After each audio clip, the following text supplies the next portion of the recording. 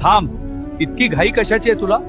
ज्या उत्तरासाठी तू तळमळतोयस तेच उत्तर देण्यासाठीच मी आज इथे आलो आहे. आधी तू शांत हो आणि माझ्याकडे बघ.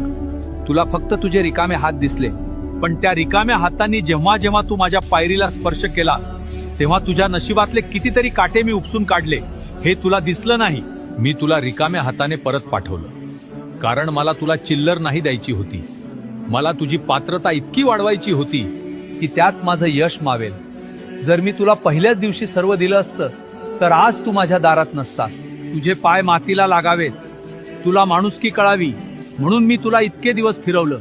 पण आता तुझी परीक्षा संपली आहे, कारण आता मी जे देणार आहे ना ते सावरताना तुझे हे 2 हात सुद्धा अपुरे पडतील.